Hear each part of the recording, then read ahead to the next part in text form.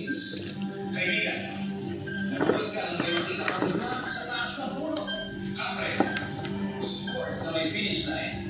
Marathon, on average, ilang oras. Samparo sila ng reklamong kriminal laban sa mga rally organizer.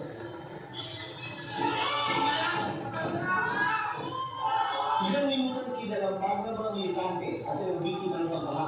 Ang pagbabahan ng pamilya. I-twist ko muna kung ilan yung sarili ng organisasyon. Noon magtulungan naman sila sa mga otoridad.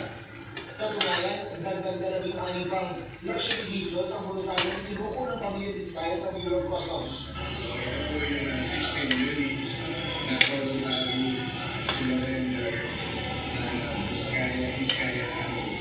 Nasa alalim nga mga ito sa siling ng documentation. Kabuuan ng 2 sa pagkanaan ng mga Diskaya ang sinisipyo ng Bureau of Customs para magbigahan kung tama ang binayaran ng buwis. Tugma sa bilang ng mga Sara sa Senado na pagmamayari nila. Sana po, matapos na yan, issue mong luxury cars na yan. Para, wala. Kagaya po naman parati ko sinasabi sa inyo, wala po pinatago ang mga kausos sa Diskaya. Sa gitna ng paglalubos sa umaga ng mga Diskaya, umakilang na kalaban sa araw ng relasyon na si Pasig City Mayor Vico Soto na iwasa ng karahasan. Hindi naman ang mga proyekang masasakan.